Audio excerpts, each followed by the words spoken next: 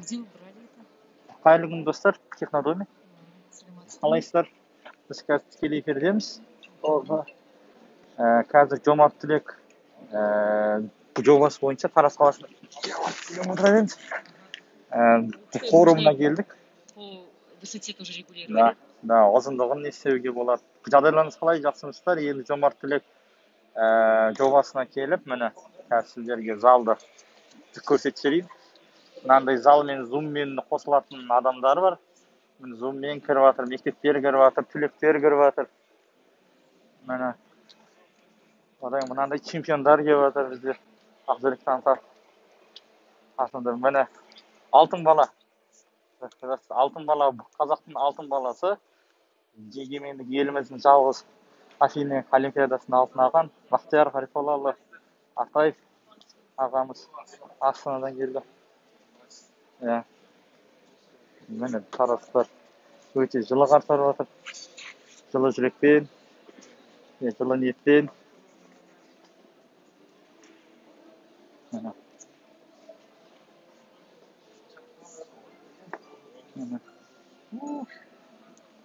Бәрінде міне лента. Жомарт Тілек. Да, здесь, да, Оксана әпкеміз осы жерде. Оксана Валерьевна. Мына жерде үлкен ағаларымыз, спортсмендер. Осы жерде директорлар, оқушылар. Жомарт Тілек. Міне мына жақ ең нағыз Инстаграм жаратын кісілер. Ой, мына кісі жұлдыз. Сұқтатпайтын жұлдыз. Сұқтатпайтын мына кісіні. Күнде қарап отырасың, биігін әсіресе үйрену. Бризасын болғанын бейді.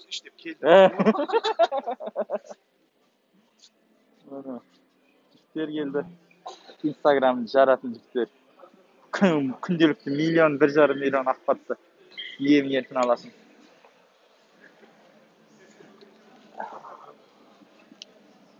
Жерде. Қасында Рәкең отыр. Рәке қалайсыздар?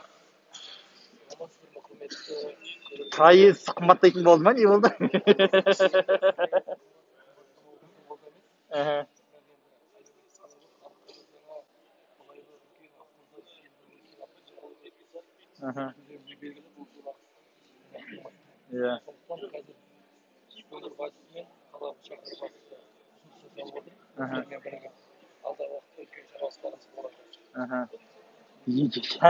Енді ең басты жаңалық осы өткен жылы бұл жаңағы картаның, тұлпар карттың енуі.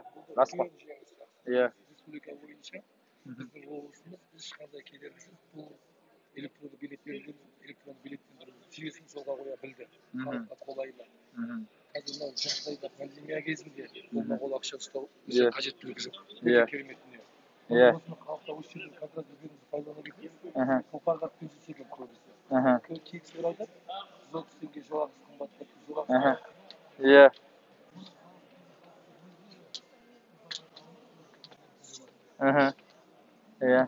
Арт төлеудің қажеттілігі жоқ. Тұлпар картыңыз болса, арзан төлеңізді, арзан жүре беріңіз. Сізге ешкім жүрме, төлеме дегенде жоқ. Ол деген тәртіпке бағынған өте дұрыс. Өйткені тәртіппен біздің қоғамда осы теневой экономика дейміз, біздіңше осы теневой экономикамыз осы автобустармен былай айтқанда мәселе шешілді. Өйткені 100% шешілмесе 90% шешілді. Үлкен енді кімнің не істеп жүргені, қалай істеп жүргені, не болғаны бәрі көрініп тұр, бәрі ашық, бәрі емін жарқын. Ешкіммен былай айтқанда проблемада, ешкіммен былай айтқанда сөзге де келуінде, басқандай келуінде ешқандай жоқ. Сенен ешкім ақша бер деп сұрап тұрмайды. Сіз тек қана картаңызды көрсетесіз, саласыз, сізге не шарт береді ғой? Тұлпар картта именно карточкадан чек шығармайды, онда чек шығармайды, бірақ телефоныңызда SMS келеді. SMS автомат тұрады. QR кодпен төлесеңіз болады.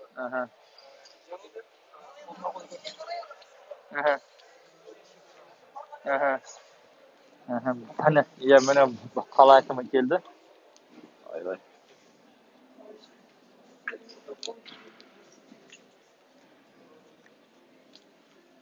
Halak media yok. Ya çerön var. Asımın bakılıştı. Anlaşıldı. Haklı salması. Onun için oku gerek. Baka.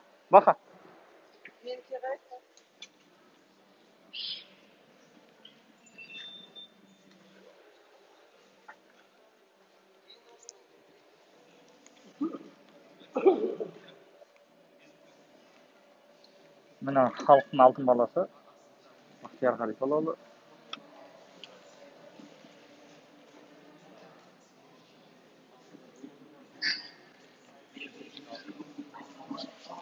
Жобасы жүзеге асырылуда. Жобаның мақсаты туған жеріне танымал, маңызды қоғамдық бастамалар түлектердің табысын жолын жасық бағыттарын насихаттау. Облыс өңірінен басталған жобаның тараз саласында өз жалғасын алуда. Тәуелсіздік алған жылдардан бері тараз саласының мектептерінің 7000-ден астам түлек мектептерге. Қазіргі таңда түлектер осы шет мемлекеттерде республика көлемінде түрлі сан олардарсыз металдар қаламыздың алтын биіктен көрсетуде жетістікке жеткен түлектердің еңбегін насихаттау мақсатында ашылған жабық түлек кезек сайтында 14.000-ден астам түлектің тілектері жинақталған. Жоба аясында мектептерде түлектер көлемінің көптеген әлеуметтік мәселелер өз шешімін табуда. Мектептің материалдық техникалық базасын нығайтылуда. Жаңа мамандары кәсіптік бағдар беру жұмыстары жүргізілуде. Күнде келесіздер арқылы оқушылардың бойын жүйелендіріп, сезімдер оянған кездесулерімізді дәрістер оқу кезінде берілуде. Педагогтардың мәртебесінің артуына ықпал етуде. Оқушылардың танымдық қасиеттерін арттыруға бағытталған түрлі жобалар іске асырылуда. Жерлесіміз Қазақстан Республикасының халықарасы Алтынбек Оразбаев номер 30 гимназиясына Gelin Ветеринарный сигналдарда IT кабинеті жатыр. IT кабинетіне оқушыларға арналған робототехника үйірмелері жүргізіліп, оқушылар түрлі жарыстарға жүлделі орындарға ие болуда. Бекназар Бектас Әбдіханұлы номер 5 мектеп гимназиясының түлегі, сенат депутаты. Бектас Әбдіханұлының өз мектебіне құрал-жабдықтар мен толығымен жабдықталған құқықтық кабинет және құқықтық кітаптарды сыйға тартуда. Гимназияның педагогтары мен оқушыларына танымды құқықтық сауаттылық беру бағытындағы кездесулер номер 37 орта мектептің түлегі Тараз саласында орналасқан мектептен тыс жұмыс және балалар шығармашылық орталығынан қосымша ғимарат құрылысы жүргізілуде. Құрылыс жұмыстары аяқталғаннан кейін мекеме аталған ЦВР это где мешіт жанындегі, яғни это строит. Что я думаю, где это оқушылар жасабай, где это нәтижесінде мектептен тыс ұйымдардан қосымша біліммен қамтылған оқушылар үлесі 24%-дан 24%-ға артқан болады. Тараз қаласының номер 2 орта мектебінің түлегі, жеке кәсіпкер, мәслихат депутаты Арман Захарұлы 2%-ның қолдауымен әлеуметтік серіктестік негізінде Тараз қаласында 25 орындық арнайы жекеменшік мектеп ашылды. Мектептің негізгі ерекшелігі қойылған мемлекеттік мүліктің тапсырыс негізінде тегін білім алуда. Заманауи үлгіде салынған мектепте әлеуметтік санаттағы отбасы балалардың білім алуына барлық жағдайлар жасалған. Жаңадан ашылған мектеп қаламызда қалыптасып отырған орын тапшылығы бар мектептер мәселесін шешуге үлесін қосты. Страховский Антон Николаевич, Project жауапкершілігі серіктестігінің даму жөніндегі директоры, номері 41 көпсалалы гимназиясының түлегі. Бітірген мектептің қауіпсіз мектеп пилоттық жобасы бойынша қызметкерлер мен оқушыларға бағдарламалық жасақтама мен мәліметтер базасын жабдықталды. Оның 4 миллион 800 мың теңге құрайтын 4 турникет орнатып берді. Номері 20 орта мектептің түлектері мектепте демеушілік көрсетіп, компьютер класын жабдықтады. Бұл мектеп оқушылардың ақпараттық сауаттылығын арттыруға көп септігін тигізуде. Қарағанды Тұрысов атындағы номері 23 мектеп гимназияда жыл сайын Қарағанды Тұрысов ту сағатына қойылған қордың демеушілігімен оқу жылының қорытындысы бойынша жетістікке жеткен 3 оқушының 2 педагогке атаулы стипендия берілді.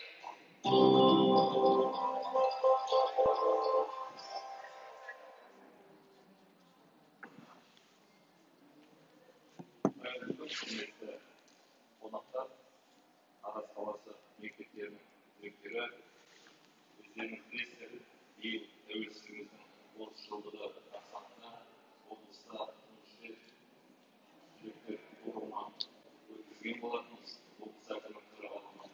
Сонда облыстан шыққан біраз түлектер еңбекке қатысып, өздерінің ой пікірлерін осы өңірге, мәңгілікті жеріне, туған жеріне салатын инвестицияларын бір пікірлесіп кеткен болатын.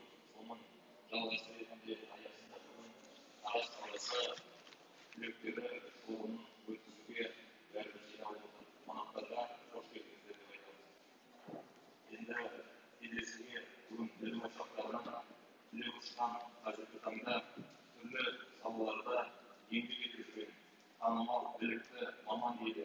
Білім, өнер, спорт, мәдениет саласының майталмандары бүгінгі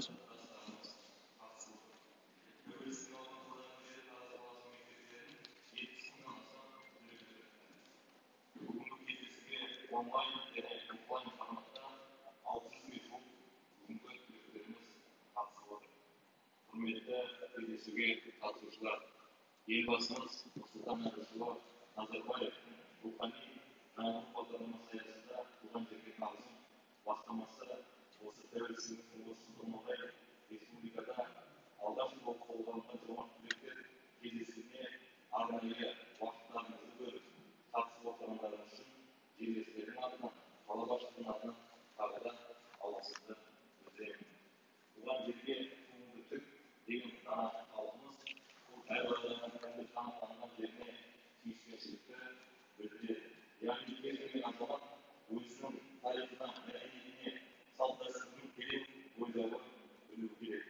Сол себепті елбасымыз қазақстандықтардың бойында отан алдындағы перзенттік парызын түсінетін, өзінің өскен өлкесіне, ауылына, қаласына, оның тарихы мен мәдениетіне, салт-дәстүріне құрметпен қарауға үндейтін шынайы патриотизмді қалыптастыру деп атап өткіміз келеді.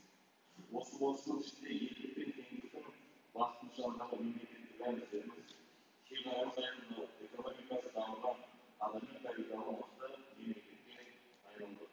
Осынау даму жолында киелі әулеті өңірі өзінің орасан зор үлесін қосып келеді. Өңіріміздің қай саласын алып қарасақ та өзгерістерге жүгінуге ұшырады. 30 жылда қаламыздың жетістіктеріне қысқаша тоқталатын болсам, экономика саласының қарқынды дамуы халықтың әлеуметтік және оның дамуына оң әсерін тигізіп отыр. Қаланың демографиялық жағдайы жылдан жылға жақсарып келеді. Халықтың табиғи өсімі осы жылдары 18%, өмір сүру ұзақтығы 65-тен 72 жасқа дейін өсіп отыр. Дәрістердің бөлімі 4,5 есеге төмендеген. Мәдениет мекемелерінің саны 25%-ға, облыста мемлекеттік тілді меңгерген тұрғындардың үлесі 92%-ға дейін жетіп отыр. Қазақ тілінде білім беретін мектептердің саны 27-ден 53-ге дейін артты. Білім саласына бөлінген қаржы жетістікке есеге өсіп отыр. Ал денсаулық саласында 30 жылдан 7 есеге өсті. Мектепке дейінгі білім беру мекемелерінің саны 17-ден 133-ге дейін өсіп отыр. Бүгінгі енді жомарт түлек кездесуінің мәні терең, маңызы бөлек, сипаты сырлы деп айтуға болады. Өйткені еліміздің өркендеуі мен даму жолында ерекше атсалысып, оның қарқынды дамуына қомақты үлес қосып, әлемдік ареналарда көк туымызды көкке желбіретіп жүрген түлектеріміздің жетістіктері туған жер топырағымен тамырлас болары ақиқат. Бүгіннің өзінде мына кездесуге қаншама еңбек ардагерлер кеткен. Мемлекеттік қайраткерлер, мәдениет саласының майталмандары, көк туымызды сан мәрте желбіреткен спортшылар, ардақты ұстаздар, танымал бизнесмендеріміз еліміздің түкпір-түкпірінен, алыс-жақын шетелдерден, онлайн форматта Франция, Ұлыбритания, Мәскеу және тағы басқа қалалардан қатысып отыр. Жобаның мақсаты маңызды қоғамдық бастамаларды көтеріп, түрлі салада еңбек еткізген түлектердің табысты өмір жолын жас ұрпаққа насихаттау. Тәуелсіздік жылдары жаңа айтып кеткен қаламызда 70 мыңға жуық астам түлек мектеп қабырғасынан түлеп түсті.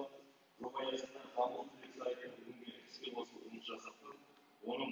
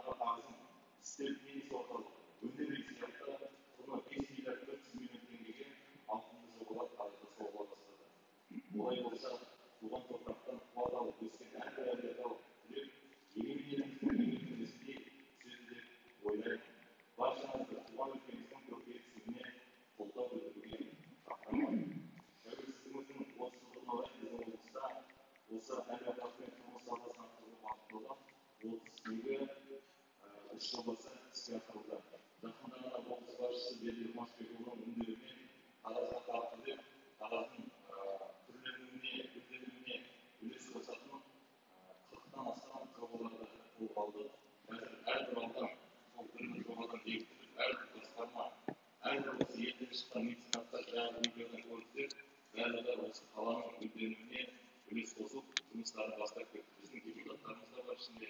Сол бастамаларға біз сәттілік тілейміз. 64 әлеуметтік жоба және 33 инфрақұрылымдық нысан биыл Тараз қаласында пайдалануға беріледі. Жаңағы нысандар, одан бөлек өздеріңіз жақсы білесіздер, асарлатып үй салу деген жобаны осы облыста бірінші бастады.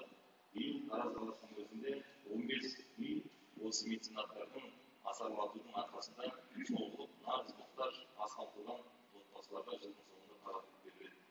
Тәуелсіздіктің мерейтойы аясында ұлт тарихында өшпес із қалдырған көрнекті тұлғаларында мерейтойлар еріксіз қалмайды. Биыл білесіздер, Жаңыл Жабаевтың 175 жылдығы, Жазылбек Қуанышбаевтың 125 жылдығы, Ыбырай Алтынсариннің 180 жылдығы, Күләш Ахметованың 75 жылдығы шеңберінде мәдени көпшілік іс-шаралар өтеді. Әрине, карантинге пандемия байланысты іс-шаралардың көбісі онлайн форматта өтеді. Дегенмен, осы әрбір айтулы даталардың біз тереңін тарихын ашып, оның әрбір өткізген іс-шарасына терең мән беретін боламыз. Бастысы тәуелсіздіктің 30 жылдығы аясында өтетін барлық шаралар осы тағылымдылық, тәрбиелік мәнін ескерілетін болады. Медиамыз істер, тілегіміз қабыл болсын. Тағы да құрметті түлектер, бүгінгі іс-шараға сенбі күні осы пандемия қарамастан алыс жақын Алматы, Нұр-Сұлтан, басқа да қалалардан онлайн форматта жайылып, шетелден қалалардан қосылып отқан өздеріңізге басым иіп рахметімді айтамын.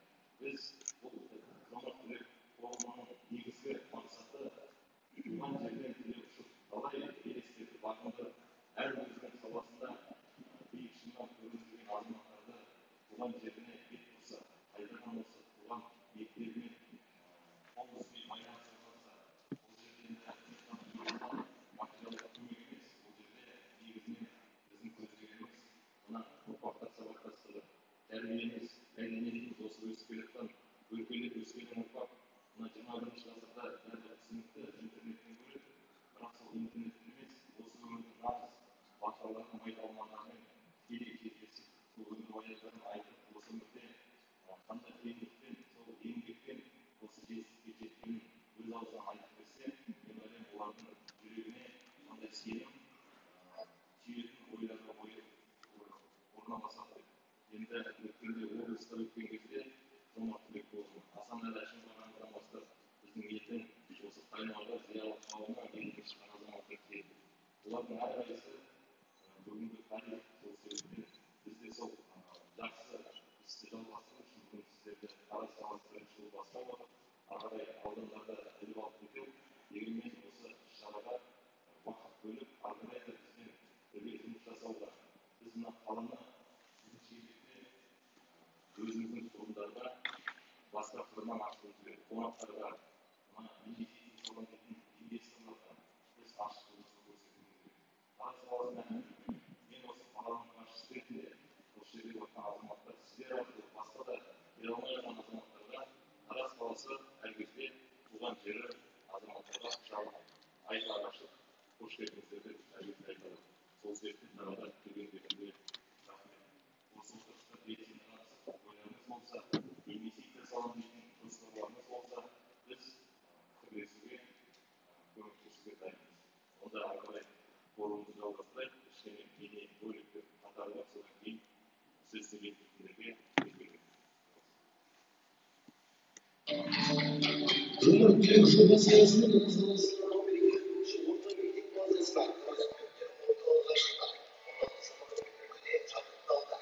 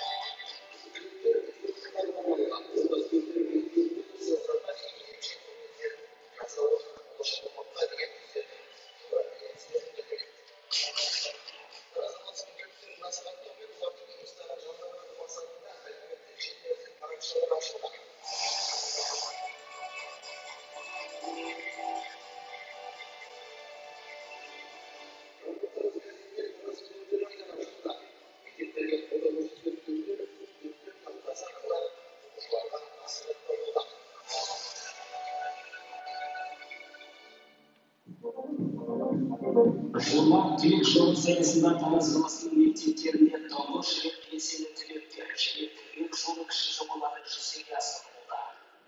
Кіші жобалардың негізгі мақсаты мектеп бітірген түлектер мен мектеп арасындағы байланысты нығайту, оқушыларға кәсіптік бағдар беру, жұмыстарды жандандыру, жетістікке жеткен мектеп түлектерін насихаттау болып табылады. Белсенді түлектер кіші жобасы қазіргі уақытта 25 мектепте, түлек жолы кіші жобасы 28 мектепте жүзеге асырылуда. Оған жүзден астам денсаулық, білім және ғылым, спорт, мәдениет, заң, қызмет көрсету, кәсіпкерлік және агротехника салаларында қызмет етіп жүрген түлектер қамтылған. Габидуллина Зульфия Рухатовна, номер 25 орта мектебінің түлегі, қазақстандық спортшы, жүзу бойынша халықаралық кластағы Қазақстан Республикасының спорт шебері, бірнеше дүркін әлем рейтингтері бойынша ғаламшардың ең мықты 8 жүзушілердің қатарында паралимпиада жеңімпазы. Зульфия Рухатовнаның жетекшілігімен мектепте жас спортшылар клубы құрылған. Мектеп оқушыларымен үнемі тығыз байланысты. Балаларды жарыстарға дайындап, салауатты өмір салтын насихаттауда үлкен үлестерін қосуда. Нұрымова Гүлдана Алданышқызы, Тараз қаласының номер 23 гимназиясының түлегі, мәжіліс депутаты. Қазіргі кезеңде онлайн режимде мектеп оқушыларымен кездесулер өткізіліп, мектеп өңіріне белсенді араласады. Мектепте қалыптасқан жас дебаттар клубына жетекшілік етеді. Нұршықова Айгүл Мағлұмқызы, Тараз қаласының номер 3 мектеп лицейінің түлегі. Айгүлдің өзі студент бола отырып, өзі оқыған мектепте демеушілік көрсетуде.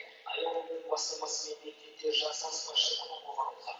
Мектеп оқушыларына ас әзірлеудегі тәжірибелерімен үнемі бөлісуде. Сонымен қатар Айгүл мектептегі қыздар клубының белсенді мүшесі ретінде қыздар тәрбиесі бағытында мектеппен тығыз байланыста жұмыс атқарады.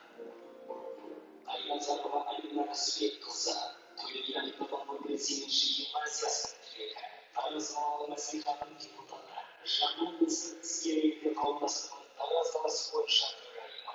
Альбина Рысбекқызы Төле атындағы номер 8 гимназиясына жыл сайын демеушілік көрсетіп келеді. Сондай-ақ білім алушылардың тәрбиелік бағыттағы іс-шараларға белсенді қатысып, семинар-тренингтер, шеберлік сыныптар мен вебинарлар үздіксіз ұйымдастырылған. Кәсіби бағдар беру уақытында ұйымдастырылған жас кәсіпкер клубының жұмысын үйлестіреді. Қосбаев Айдос Бердімұратұлы, номер 41 көпсалалы гимназиясының түлегі, Әулиеата халықаралық әуежайы, ақпараттық технологиялар бөлімінің бастығы, өзі түлеп ұшқан гимназиясымен тығыз байланысты. Гимназия жанынан ашылған 6 түлек клубының бас мүшесі.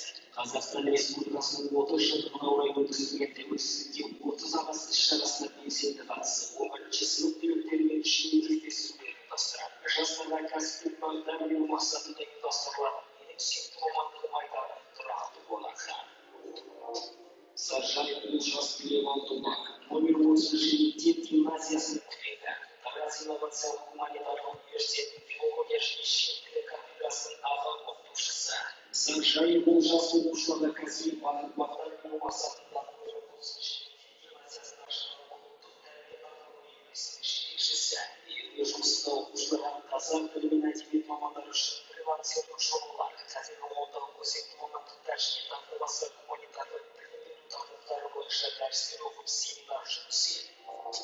Шарипова Фируза Махмединова, Пантинова атындағы номер 39 мектеп гимназиясының түлегі, бокста бірнеше дүркін әлем чемпионы, мектеп гимназияда түрлі семинарлар, спортта, қоғамдық шараларға белсенді араласып, бір жыл жеткен жетістігімен жас жеткіншектерге ықпал етіп өз үлесін қосуда. Оқушылардың спортқа деген құштарлығын ояту бағытында Шығыстану қаласы клубының мүшесі. Зәутенова Күшева Юсуповна, номер 7 мектеп гимназиясының түлегі, Жамбыл ішкі департаменті мұражайының директоры. Күшева Юсуповна өзі түлеп ұшқан номер 7 мектеп гимназиясының өмірді шегіне белсенді араласып, тығыз байланыс орнатқан. Траектория мәслихаты оқушыларының ерікті қоғамын құрып, оқушыларға кәсіби бағдар беру жұмысын жүргізеді. Номер 7 мектеп гимназия оқушыларға мұражайлар және экскурсиялар өткізіп, рухани патриоттық бағыттағы жұмыстар жүргізеді.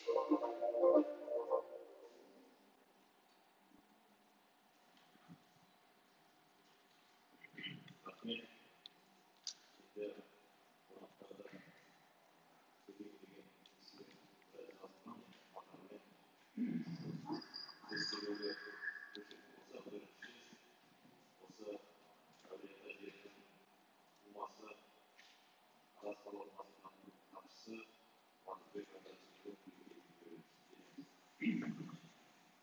рахмет, журналистер, құрметті жерлестер, құрметті онлайн форматында бүгін кездесу қатысып отырған жерлестер, бүгінгі осы кездесудің бастамасын еліміздің орыстығына орай қожамет жаңғырту бағдарламасы бойынша облысымыздың әкімі Еркін Көшпекұлы кездесу бастағанын өздеріңіз білесіздер. Бұл кездесуге әлемнің пандемияға байланысты көп адам келген жоқ, бірақ елімізге белгілі тұлғалар Асман Әшімов, Айгүл Төлеева, Нұрбек Байекеев және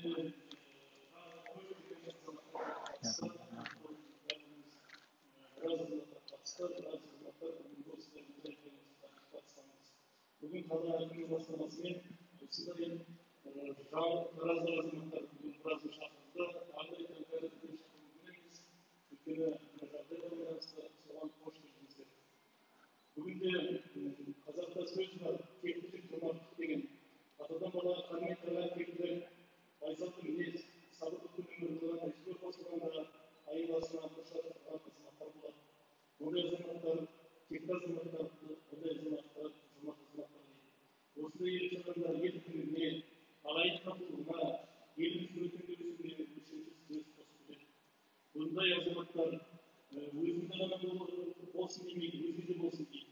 Бүгін жаңағы осы біз программаны көріп отырмыз. Залда қарсы отырсыздар. Осы әр азаматтардың халыққа өзінің елбасындағы азаматтарға осы мектептерде жүрген жастықтарын көреміз десек, көреміз білмейміз.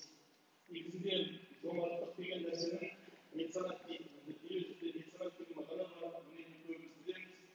Меценат деген мағына сөз негізінде Греция елінде алпыстан патша отырған кезде шыққан.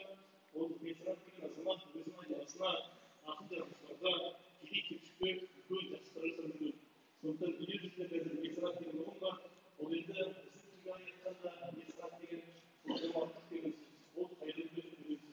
Сондықтан осы қайырымдылық, жомарттық кешкені орысқа аты қош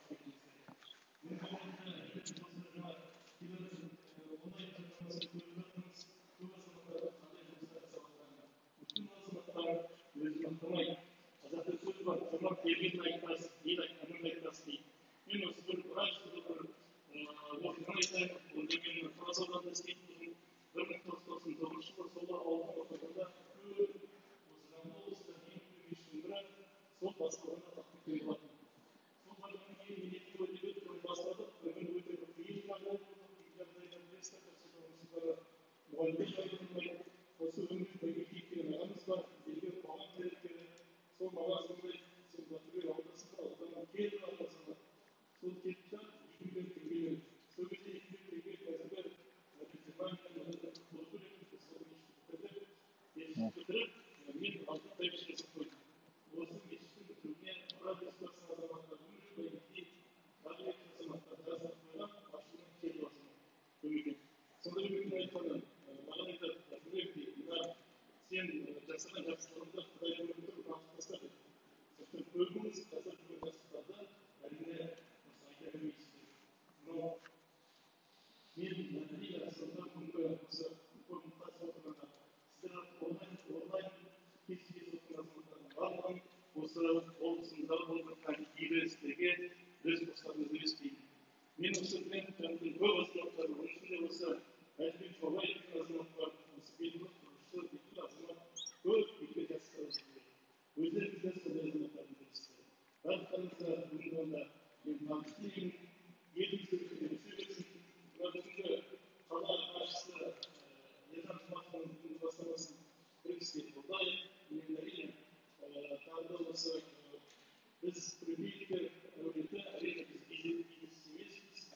Мен біздің азаматтарымыз бізге осы қала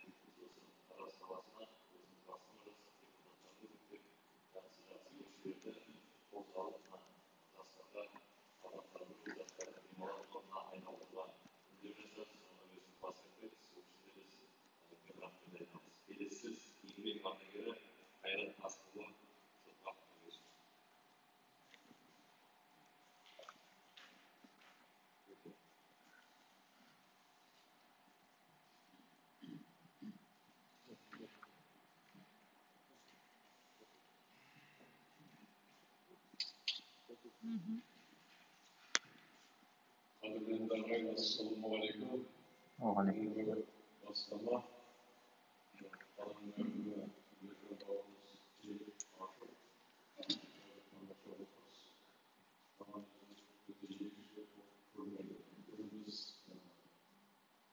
Bunday жомарт деген арасында кездесіп дегенде тәуелсіздік бастама жылдары ойымызға өйткені ол кезде жағдай да басқаша еді, жұмыс та басқа еді, елдегі де жағдай да басқаша еді. Бірақ соған қарамастан ел бастамасымен елбасының жаңағы жомарттығымен осындай жағдайшылық ішінде біраз істелді. Тіпті соның ең ерекшелігі Қазақстан елі, Қазақстан Республикасы әлемге танымал ел болды. Соның ішінде сол жағы өздеріңіздің осында әсіресе жастардың үлесі келешекте көп болады деп ойлаймын. Өйткені біздің жаңағы 1993 жылдың басында 40-тан асқан азаматтар сол кезде жаңағы белсенді осы күрес жұмыстарға қатысты. Соның ішінде менің ойымда қалған осы нағыз жомарт жүректері, жаңағы тараздағы менімен қатарластар, өндірістің жаңағы ардагерлері ең бірінші айтатыны, еске алатыны Айтбек Байқоразов деген азамат болған. Сол азаматтың өкінішке орай елге келіп қалды ортамызда. Сол азаматтың жасаған еңбектері әсіресе қалада, әсіресе жаңағы спортта, әсіресе футбол саласына үлкен үлесі тиді. Сол 90-ның ішінде көп қиындыққа қарамай, сол Айтбек бастаған жомарттығы біздің балалар чемпион болды. Енді мен ойлаймын, ол болса тағы айтса, еске келіп отырған тағы азамат өзі бұл пост деп есептелінетін, енді біз деген үлкен өндірісіміз бар, қазір біздегі қазфосфаттың құрамында үлкен зауыт, соның бастығы Әлібаев Талғат деген азамат болған. Сол азаматтың да біраз жомарттық істерін есінде қалды.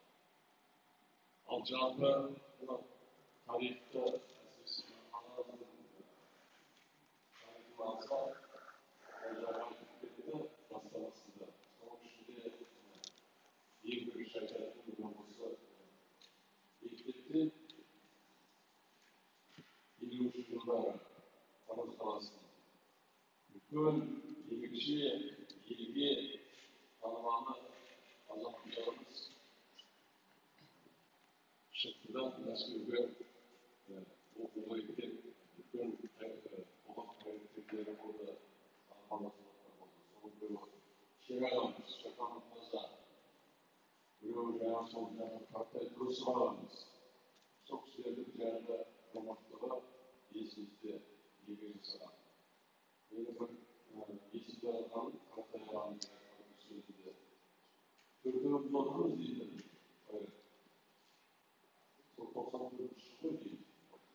93-ші жылы елбасы бастаған жиналыс төртеуміз отырмыз дейді. Мен, елбасы, мен сол жаңағы бұл кезде банктың бастығы Себаев Дәулет деген ақсақал бар. Жаңағы премьер-министріміз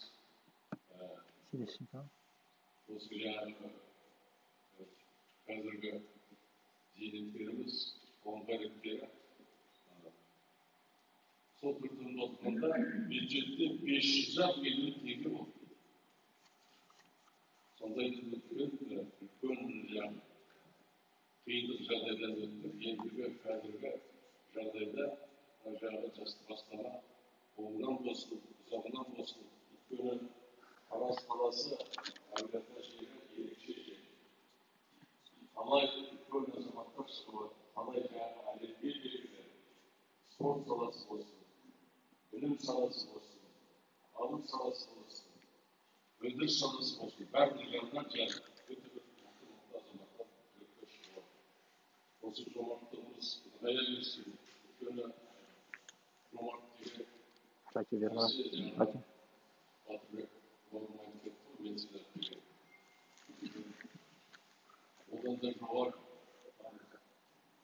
меценаттықта жомарттың да ауданына деген негізгісі. Өйткені жомарт деген сол есімесі тарихта Александр Македонский деген үлкен бір ерекше патша болған. Сол кісі 27 мемлекетті жағынан өзіне қаратып отыр. Сол кезде жаңағы өлеңнің айтында алып айтқан сөз бар. Вы меня похороните, только похороните с открытыми ногами. Жомарттық деген ең бірінші болмаса, онда ашық азаматтар. Әр уақытта осы қалаға, осы жаңағы Ержан бауырымыз бастап отырған тірлікке белсенді қосылуларға тілектеспін аға ретінде. Үлкен іс бұл. Сондықтан жаңағы тек қана қолынан болсын. Таразымыз ең ерекше тамаша қала болсын республикамызда. Көрнекті қала болсын. Әсіресе қазір жаңағы үлкен бір бағдарлама болуы туристік жағы. Көп туристер жинайтын қала болсын. Әр күніне. Сол менің айтатыным.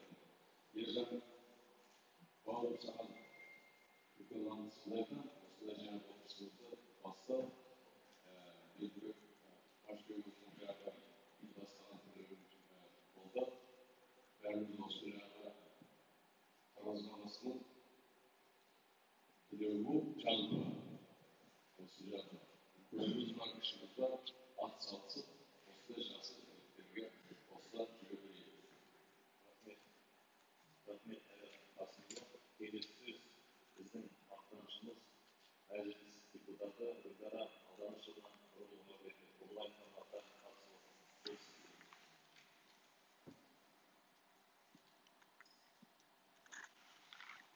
Құрметті жерлестер, бүгін сіздермен жомарт түлек жобасы аясында кездескенде өте қуаныштымын. Өз туған жерін естен шығармай, оның бір кейбіріне өзімізді қосуға шақыратын жобаның қасиетті Тараз жерінде жалғасын табуы өте маңызды. Әулие-ата жер еліміздің дамуы мен өркендеуіне үлес қосып жүрген талай азаматтарды тәрбиелеген. Сол азаматтар өз туған жерлерімен байланысын арттырып, көптеген игі бастамаларды атқарады деген сенімдемін. Сонымен қатар, Нұр Отан партиясының жол картасында жастар саясатына көп көңіл бөлінуде. Атап айтқанда, 2021-2025 жылдары гранттар санын ұлғайту, стипендияны арттыру, жатақханаларды көбейту, жаңа екі университет ашу және тағы басқа мәселелер шешімін табатын болады. Мен де өз жерім үшін, елім үшін аянбай еңбек етемін. Алдағы уақытта барынша қолдау білдіріп боламын.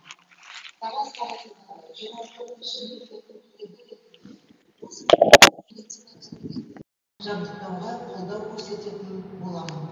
Баршаңызға сәттілік тілеймін. Назарларыңызға рахмет. Рахмет Гүлдара Алданышқызы.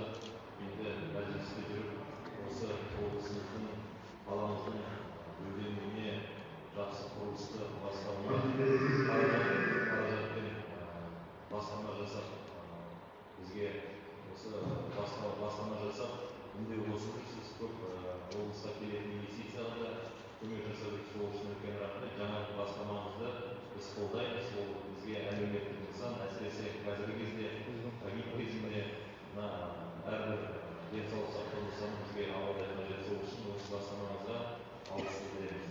Келесі сөз жеке кәсіпкер, осы меценат, жаңа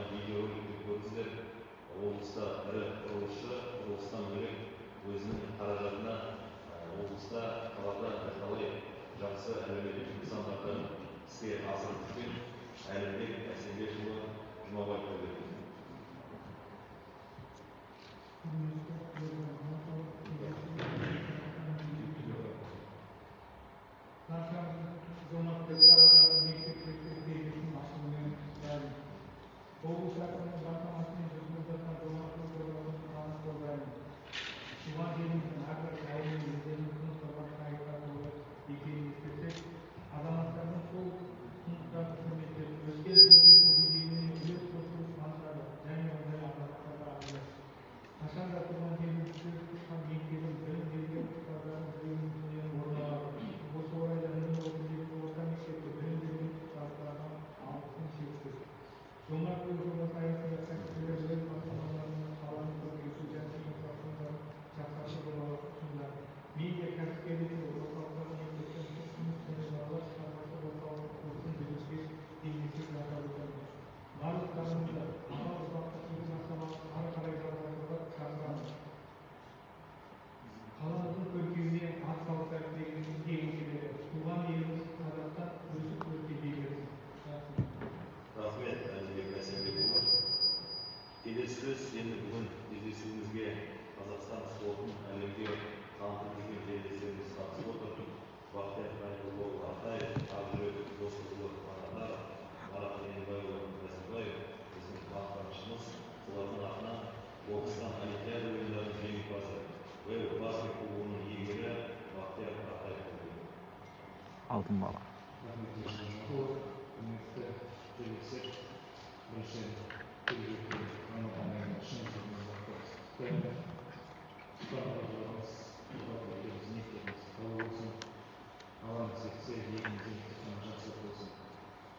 Мен ойлаймын, осы бүгінгі кездесуімізді жайдан жай емес, бұл жақсы бастама. Адам өмірге келген кезде Алла оның тағдырын жазып қойды ғой. Болашақ қалай болатынын, өмір қалай болатынын, сондықтан да өзіме келетін болсам, Алла осылай бақ берген екен. Спорт мансабында осындай үлкен жетістікке қол жеткізген жерде қаншама жастарға үлгі болып, алға болып жол көрсетіп жатырмыз. Кезінде осы олимпиада чемпиондарға қамқалушы қола жетпеген сол дәрежелерді қол жеткізген кезде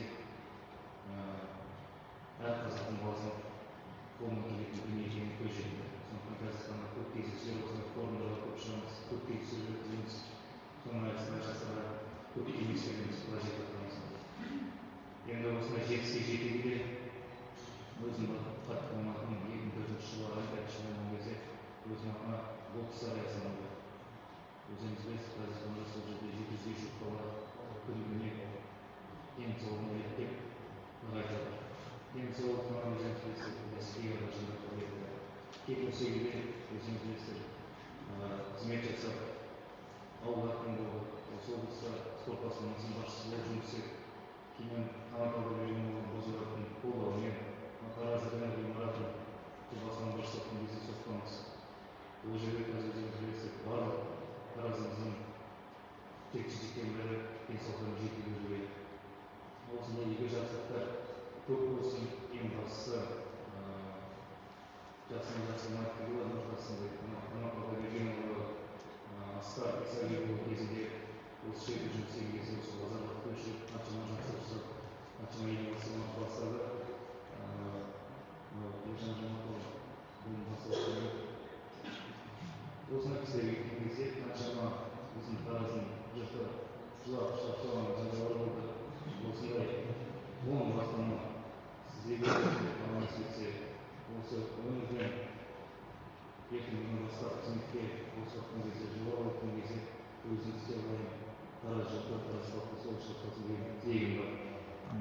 Әрқашанда біздің тараздың балаларымен өзімен біз кімдігіміз қалған жерге қызметке әрқашан даянбыз. Қолдан келгенше еңбек етеміз. Жаңағы айтып жатқан тараз әкімінің бокстарға Қазақстан сияқты қызметтің бәрін спорт кешені жасалды.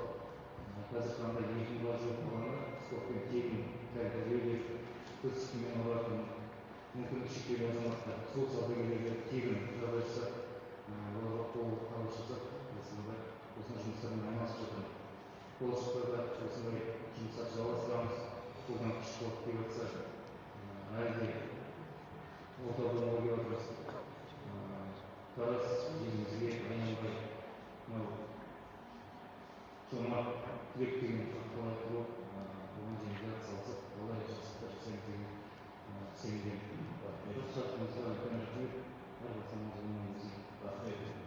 Келесі сөз ақын Тайын Әлібекқызына беріледі. Қазақ облысының жұмыртқалы. Жалпы ел ішінде баяғы заманнан келе жатыр ақындар жұмыртқалы. Ал бүгінгі кезде бүгінгі Тараз жерінде өмірге келіп, Тараз мектептерінде оқып қанаттары кеңсе жайып, Қазақстанның түкпір-түкпірінде спортта, еңбекте, әдебиетте, мәдениетте, өндіріс саласында, ғылымда мына қанаттары кеңге жайған біздің түлектер жиналып отыр. Осыдан 3-4 жыл бұрын Жамбыл Тараз телеарнасында Жомарт жігіт деген үлкен бағдарламаның алғашқы жүргізушілерінің бірі болды. Сонда осы халықтың арасында жүріп, соның 80-ші жылдардан бастап, міне халыққа қаншама көмек жасаған мен қасында артында Жомарттар отыр. Соның біріміз Қайрат ағам, Шоқпатов, Сейдазимов ағамыз, Батылбек ағамыз, Әлина бар. Міне қасында міне үндеме жана халық, менің өзім анам айтатын, халыққа жақсылық жасасаң деп, қайыр беріп, садақаларды беріп, жақсылығын жасап отса, соның батасын тұтып алақанын жайлап күтпе дейтін.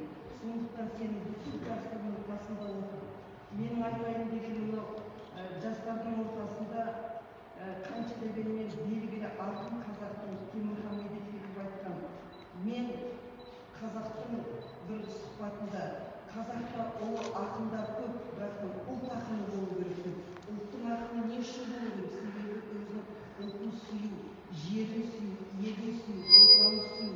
Көбінесе біздің мынау ақындар, жазушылардың арасында рухты прозада, рухты өлеңдер көріп, халыққа қанша дегенмен қанатын жайып, елді айтады ғой, жауменен жер көгерер, батаменен ел көгерер дейді. Мына жастарға айтатын қашанда өзінің туған жеріңді түлете бір, жандандыра бір, жайқалта бір, кішкене болса да теңізде мұхитта болғандай қарлығаштың қанатындай себелеп жақсылық жасай біл деп. Елдің батасын алып, халықтың құрметіне бөленеді деп ойлаймын. Бізде қазір не жетіспейді? Рух жетіспейді. Бұрын айтады ғой, тәуелсіздік біздің басымыздағы ең бағымыз, бақыттысы қазақтың басына қонған. Сол қаншама тәуелсіздік бізге мына шетелге де жол ашып, қаншама жұмыс орындарын ашып, туған жерімізді түлетіп, бұрын мына жер қандай еді? Өздеріңіз ойлаңыздар қазір. Бұрын кішкене ғана жай кішкене ғана шайханалар болып, кішкене ғана Тараздың ашық базар еді. Міне қараңыздар, сол тәуелсіздіктің берген бізге бір мүмкіндігі көне шаһар, Шахристан, бүкіл шеберлердің жері, ақындардың жері, ғалымдардың жері. Сондай жерде біз өмір сүріп жатқан біздің тәуелсіздігіміз. Сондықтан көгінде шаңқылы қыранның, қызымын өр кеуде тұранның, бабалар заңына бағынып, бас изім сөзіне Құранның. Егемен елім бар еңселі, тәуелсіз көк туы семсерім, өмірін тағдырын тапсырған, мен оның бөлінбес бөлшегі. Тауларым, көлдерім, далам бар, жаныммен ауырып алаңдар, көзімнің ағы мен қарасы балаңдай аялап қараңдар. Сондықтан қашанда көне Тараз 2000 жылдан аса тарих бар көне шаһарды, бүкіл ұлы жібек жолы, бүкіл шетелден бастап мені қараңыздар, туризм дамып жатыр. Сендердің үлес қоспағанда кім үлес қосады? Өз туған жерімізді, елімізді түлете білейік, паш етейік барлық жақта. Рахмет. Сөз Алматы қаласындағы президент іс басқару орталық клиникалық ауруханасының нейрохирургия бөлімінің меңгерушісі жерлесіміз Марат Аманғалиұлы Ташаевқа берді. Онлайн форматта қосылып отыр. Саламатсыздар ма? Құрметті Ержан Жұматұлы, серіктестер, мектеп түлектері, бүгінгі Жомарт Төлек педагогының барша кездесуді шын жүргізген құттықтаймын. Еңбектеріңізге мол табыс, өздеріңізге мықты денсаулық, істеріңізге шығармашылық және тың жетістік тілеймін. Әр адамның кіндік қаны туып өскен елі ел жанатымен тең. Өйткені ел таныған барша азаматтардың естен кетпес балалық күндері, жұлдызды сәттері осы туған өлкесімен тікелей байланысты. Мен де осы Тараз қаласында өсіп, Жамбыл атындағы нөмір 5-ші мектеп гимназиясының түлегімін. Мектеп үлкен өмірдің сарап жолы. Менің де бүгінгі таңда қалаған маман иесі болып, жетістіктерге жетуіме мектебім мен ұстаздарымның қосқан үлесі деп ойлаймын. Осы сапалы және терең білім алғанның арқасында Астана медицина университетінің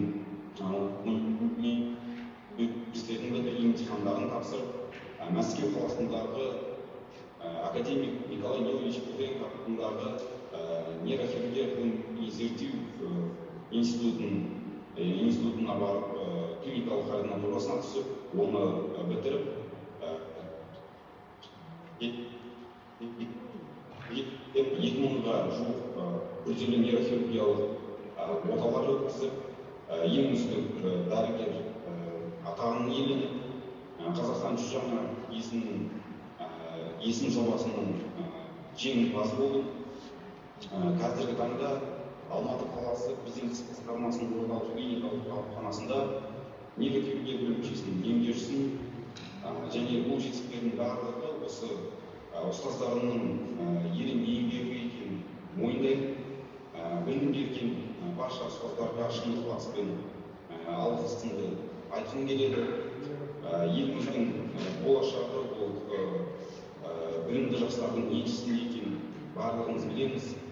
Және қазіргі жастар, жас түлектер, ол болашақ маман, еліміздің өркениетіне үлесін қосатын азаматтар. Осы орайда ұрпақтар сабақтастығын орнату, мектеп оқушыларының туған жерге білім алған мектебіне үкіметтердің қалыптастыру мақсатында өзімді мысал қылдып, сол білім алған мектебінің үнемі байланысқа шығып тұрамын, офлайн, онлайн кездесулер болып тұрды. Сол кезде оқушыларға кәсіби мамандық таңдауда бағдар беріп, медицина саласының, медицина мамандығының қиынды және қызықты сәттермен бөлісіп, жас ұрпақты тәрбиелеуге үлесімді қосып келіп, гимназиясының болашақта қолдау көрсетуге әрқашан дайынмын. Өздеріңізбен жүздескеніме мен өте қуаныштымын. Барлықтарыңызға рахмет. Үлкен рахмет, Марат Аманғалиұлы. Енді қаншама азаматтың өмірін алып қалуға араша түсіп, еңбек жасап жүрген сізге Алла берекесін берсін. Келесі сөз Тараз қаласы Төле би атындағы нөмір 8-ші гимназияның түлегі, қазіргі уақытта Біріккен Араб Әмірліктерінде Қазақстан елшілігінің хатшылығын атқаруда Еркебұлан Советұлы Ибрагим бізге өзінің бейне құттықтауын жіберіп отыр. Қабыл алыңыз. Қайырлы күн, құрметті отандастар және бүгінгі жомарт түлек форумының қатысушылары. Менің есімім Еркебұлан Ибрагимов, Тараз қаласы Төле би атындағы гимназияның 2010 жылғы түлегі. Бүгінгі таңда Біріккен Араб Әмірліктеріндегі Қазақстан Республикасының елшілігінде қызмет етемін. Бүгін киелі Тараз жерінде өтіп отырған осынау үлкен мағынаға ие форумға қатысу мен үшін үлкен мәртебе. Өйткені адамды өз елі мен жерін сүюге тәрбиелеуде, азамат болып қалыптасуында ата-анасы мен ұстазының, сондай-ақ туған елі мен жерінің ойнайтын рөлі зор. Осы ретте елбасымыз Нұрсұлтан Әбішұлы Назарбаевтың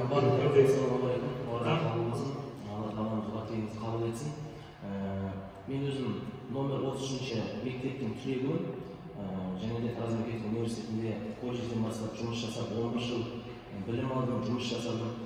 Базажоқ театрында 7 жыл жұмыс жасадым.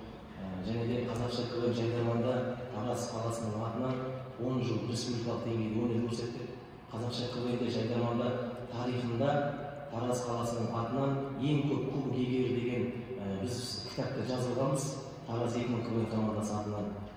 Қазір енді Олимпияның киноға түсуіне байланысты 6 айдай Алматы қаласында тұрып жатырмыз. Аптасында 7 күн болса, 5 күн Алматыда, 2 күн Тараздамыз. Кимаймыз Таразды. Таныстарымыз, достарымыздың бәрі осы жерде. Алматыда жүрсе, жүрегіміз Тараз деп соғады. Әрқашанда осындай жиынға шақырғандарыңызға мыңда бір рахмет, Алла разы болсын. Қолымыздан келгенше біздің тарапымыздан Тараздың көркеюіне үлесімізді әрқашан сіздерге бірге ақылдасып, қолдан келгенше көмектесуге дайынбыз. Барлықтарыңызға рахмет, Алла разы болсын. Аман болыңыздар.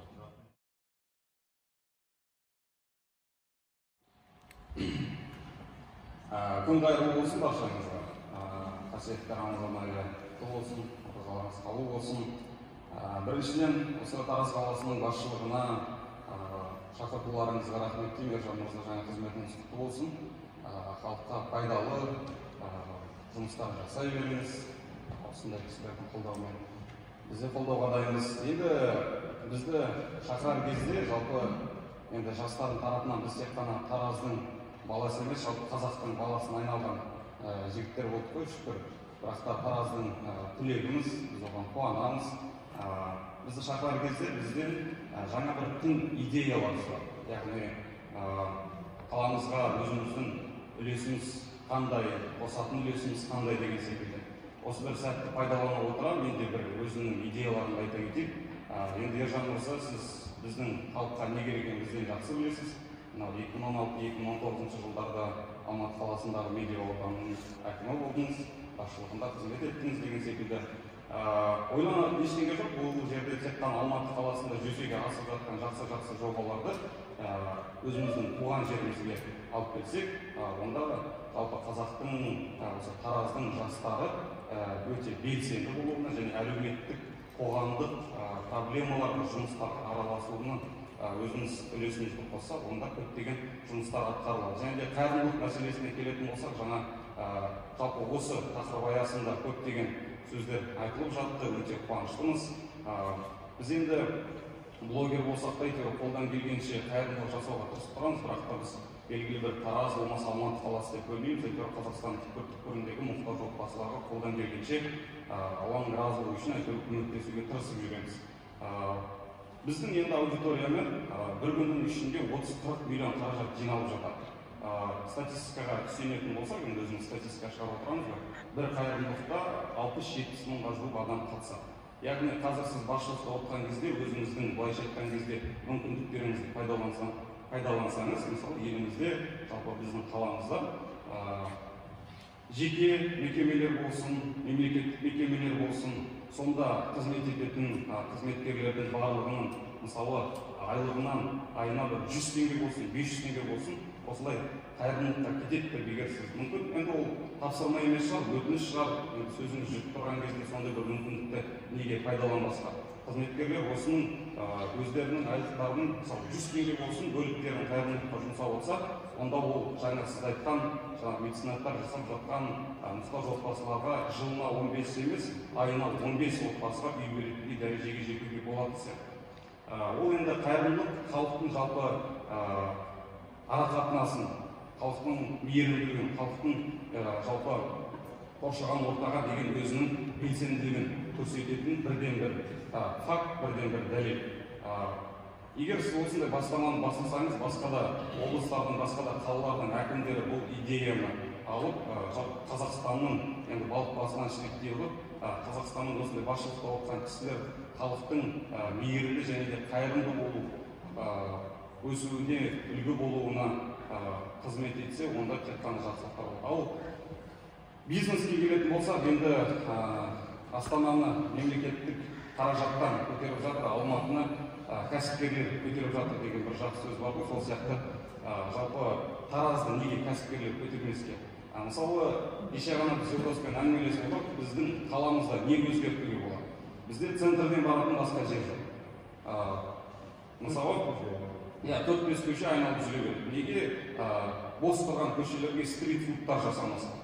Яғни инвестиция салам деп отырған кісілерге Арбат секілді көшелерді тек қана осы бір центрді емес, сонымен қатар әрбір микрорайондарда, яғни бөлтек аудандарда жасамасқа. Франшизаларын алып келу жағынан біз енді жаңа айтып жатыр, блогерлердің барлығы қолдан келгенше қызмет етеміз. Қолдан келгенше өзіміздің қаламыздың популяризациясына жұмыс жасауға дайынбыз. Біз енді қазір Алматы қаласына, басқа да енді өзіміздің жасап жатқан брендтеріміз тек қана Алматыда емес, сонымен қатар Қазақстанның 14 облысына да танымал. Сондай франшизалардың неше түрлі бренд шығарып, біз франшиза алып келе береміз. Қазақстанның емес, осы тараздық жастарын осындай бизнеске тартып, осындай қайырымдылықтарға тартуға біз қашанда дайынбыз. Сол барша осында отырған кісілерге қызметтеріңізге сәттілік. Бұл енді Жомарт Түлек Тараз осы түлектер кездесуі қазір бұқаралық ақпарат құралдарының барлығы енді шулайды ғой, осындай кездесу өтіпті деп. Бірақ халыққа кездесу өтіпті деп галочка қойылып кетпей, осыдан кейін шын мәнісінде халқымызға, тараздықтарға пайдалы болатындай дүниелер шыға берсін. Осындай кездесу өтті, ал енді халықтың барлығы белгілі бір результат деп сол көрсеткішті біз бірге жасайтын болсақ, онда тек қана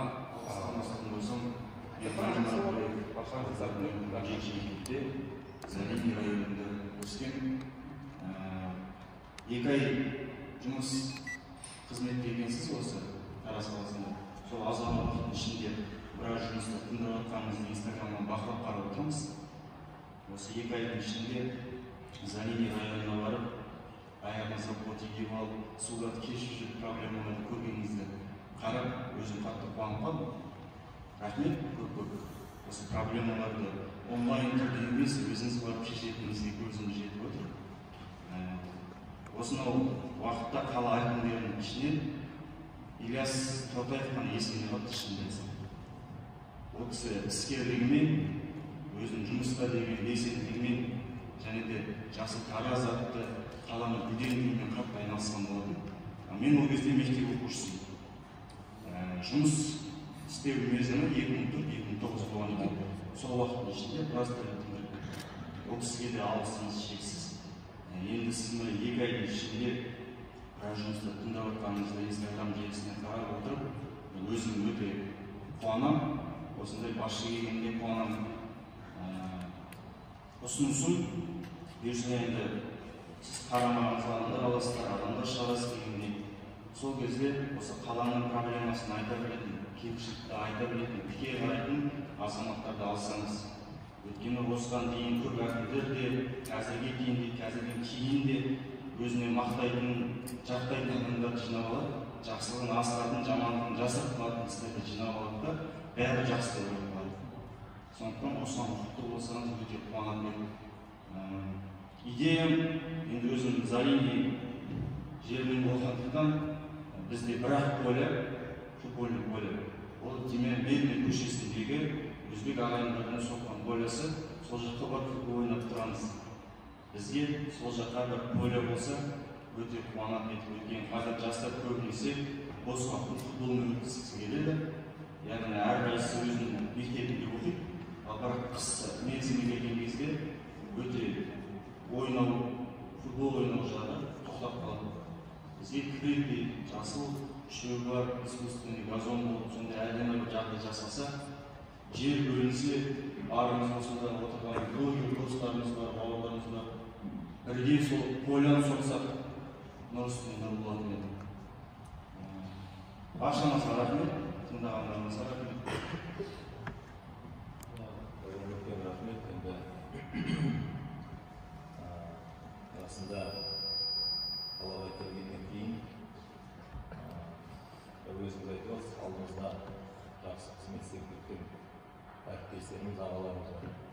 Болат Шекшеев ағамыз кезінде, Тоқтаев ағамыз, оның бері енді біраз әріптес ағаларымыз істеп кетті. Бәрінің өзінің қолтаңбасы, еңбегі бар осы қаласы.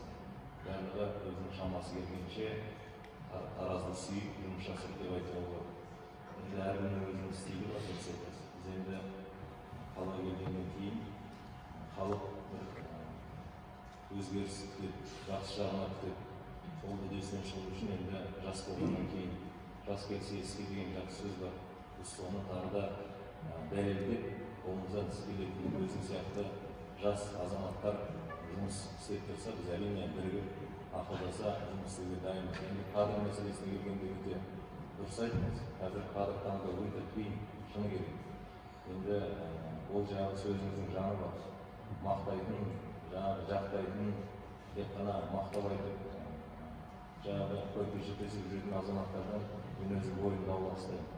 Неге десеңіз, ол заман өтті, ол кешегі заман. Халық қазір шиша, 21-ші ғасыр, барлығы көріп отыр, әлеуметтік желі болсын, жай күндегі өмірден, ол қаншама қасыңа жағымпаздар жинағанмен ісің іске аспай жатса, айтқан сөзіңе тайып жатсаң, жасаған аузыңдағы шыққан сөзіңмен ісің алшақтай бастады, ол халық сені еш уақытта кешірмейді де, көтермейді де. Енді ол сондай заман, сол себептен мен қолынан іс келетін 24 сағат жанын салып, Тараздың тұрғыны ретінде, Тараз ретінен енді өмір болғаннан кейін әрине бір жерде ешкім тұрмайды.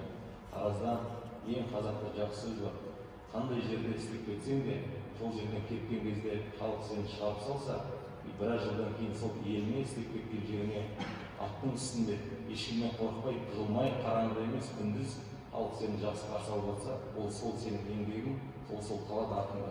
Ал енді қызметте жатқанда әрине барлығы мақтауға да дайын, жақтауға да дайын, оның барлығы уақыттың еншісінде халық бағасын беру керек. Сол себептен қасымызға сондай іс келетін жақсы азаматтарды өзін мысалы айтып жатсын, жұмыс істеймін, осы Таразға жүрегімен жанын салып, бір жақсы өзгеріс болсын деп күні-түн жұмыс істейтін адал азаматтарды жинауға біз дайынбыз. Ол азаматтар әлі қазірде аппаратта істеп жүр. Барлығы жақсы емес деп айтуға болмайды. Аппараттың қызметкері өте жақсы азаматтар. Бәрінің еңбегі бар. Әрине өмір болған соң көзқарасымыз бар. Жаңашылдық әкелуіміз керек. Қазіргі темпке, қазіргі біздің жасап жатқан бастамаларымызға шыдай алмаған азаматтар өздері де енді кейде келіп сұранып жатады. Біз келмейді екенбіз. Біздің көзқарасымыз болмаса денсаулығымыз шыдамайды екен. Енді ол өмір, ол бойынша ағылай жұмыс жасаймыз. Ал енді жаңағы поле бойынша ойымызда бар, айттым мен, оның бәрін бюджеттен салып тастау мүмкін емес. Сол үшін мына қасымда жатқан азаматтар бар, менің жаңағы сол жақта жатқан меценат әріптестерім бар. Солардың көмегімен жайлы жасаймыз. Бұл енді жақсы топтар соғылды қалада. 3-4 да, ажыры. 3-4 топ соқтық қой қалада. Биыл да ол спортивный площадка, ашық алаңдар, стрит-воркауттар. Жастар тегін бар, айналысу керек. Неге бізде мына қоғамда атыс, шабыс, жаңағы ерекіс болып жатыр? Күшті жұмсайтын жер жоқ. Адамның айналысатыны достық дейміз, баратын жер жоқ болса, сондайға әкеп салады, өкінішке орай. Шөл дала, Марқосыға, Барысқа, мына жақтағы алқаптарда. Біз сол жаққа көбірек жастар спортпен шынықса, қосымша жаңағы сабаққа барса, қосымша бір жаңағы мәдени шараларға қатысса, ойы бөлінеді, пікірі өзгереді дегенде. Сол үшін осыған біз көңіл бөлеміз, бауыр. Оның есімде Забене барғанда айтқан азаматтар, қазір мына халықпен кездесіп жүргенде де оны айтып жүрген мәселелер алдағы уақытта оны шешетін боламыз. Тағы да қолдау дейді. Бұл жерде өздері таңдаған мамандықтар қыр-сырын шеберден келген маман иелері отыр. Әуелі шақырғандарыңызға рахмет. Өте қатты қалып кеткен, шақырған жерден қалмадық. Бірден одан бірінші біздер үлесімізді қосайық деп арнайы келіп отырмыз. Қазір неше түрлі видеоларды көріп жатырмыз. Үлкен ағаларымызда, кәсіпкерлерде, өнерпаздарда, спортшыларда барлығы осы біздің киелі өлкенің дамуына үлесін қосып жатыр. Көп қуанып отырмыз. Алдағы бастамалардың барлығына сәттілік тілейміз. Мен аяқ астынан сөз берілгеннен не айтарымды білмеймін, бірақ қуанып отырмыз. Жастар осы жерде отырған жігіттердің атынан алғыс айтамыз, қазір өздерінің көтеретін шығар. Мен 1-ші мөлтек ауданындағы номер 36-шы орта мектептің түлегімін 2009 жылғы. Енді мектебімізге бармаға біраз болды деген көпті. Мектебімді қатты жақсы көремін, ұстаздарыма да алғысымызды білдіреміз. Тараз мемлекеттік университетіндегі біздің КДР мамандығындағы ұстаздарымызға да алғыс білдіреміз. Енді алдағы уақытта қандай да бір біздің тарапымыздан, біздің қолымыздан келетін көмек болатын болса, біз әрдайым дайынбыз. Елге шақырғанымызда сол мектептен қол үзбеу керек. Өзің енді инвестиция салам, тағы сондай өзің жүргізіп жатқан кішігірім кәсібін ашам десеңіз, біз жер беріп көмектесуге дайынбыз. Тараз қаласының гүлденуіне атсалыссын деген оймен шақырдық. Осыны ұмытпаңыздар. Біз енді білеміз, әр азаматтың осындайда елге сіңіріп жатқан еңбегін, қандай мүмкіндігі бар, потенциалы бар, тіршілігі бар. Оны осы